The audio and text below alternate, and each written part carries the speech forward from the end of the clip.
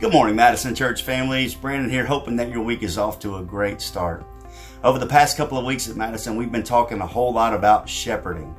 And the reason is because our shepherds, the ones who lead us at Madison, have determined that this is the right time for us to bring extra men into the eldership so they can help lead and shepherd the flock here at Madison. And so we're excited about that. The process will be forthcoming over the next few weeks, so you'll know exactly how to go about it. But for these past 2 weeks, we've really tried to get down to what does the Bible say about shepherds? What's the Old Testament connection? What's the imagery that passes through? But also, what are the qualifications of the shepherds that are given to us in the New Testament? And so when we looked at all those things, we tried to do a good job of giving you the context of the three main passages that deal with shepherds in the New Testament. And so if you remember in Titus chapter 1, the people there were just very sinful, very, very immoral. And so there was a need for shepherds to be there in the congregation to kind of help them navigate through those sin challenges.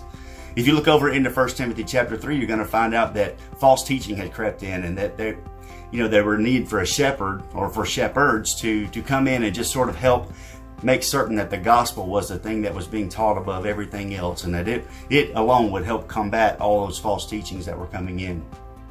But then finally in 1 Peter chapter 5, you see a situation where the church is under big time persecution. They're spread all over the place, and there's a need for shepherds to kind of bring them all back together and give them that sense of connection. And so as we looked at those passages, there was such a need at that time for God to establish a leadership structure in the church. And it's so wise because those same challenges that they were facing so long ago are the very ones that we're facing today. So not only have we talked about, the qualifications that make up the eldership, the men that we're looking for, but we've also just talked about the roles that they fulfill and the things that they do, protecting us, feeding us, watching over us, providing for us, and those kinds of things. And so we hope that those sermons have at least given you a background information, so as we begin this process and continue to look toward new shepherds, that all of you will be prepared to put the right kind of men forward who can lead us and do a great job with that.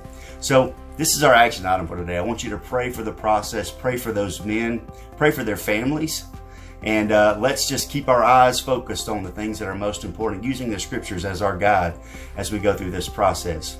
But also, I want us to take it another step further. Andrew mentioned in his first sermon about the shepherding that everyone is shepherding someone. So here's the second part of this action step this week. I want you to find someone that you can encourage. Just look for anybody, anyone that you're close with, that you believe maybe looks up to you. Spend some time nurturing that relationship. Spend it in conversation about spiritual things. Spend some time in prayer together.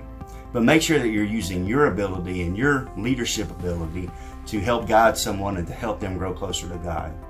This is going to be a great week. We've got a lot of great things coming up in the future. And one of those is these new shepherds. And so we want to keep praying for them, praying for their families, praying for our elders as they kind of sort through things. And then also remember to shepherd someone this week. You guys have a fantastic week. We love you. We're praying for you, and we'll see you soon.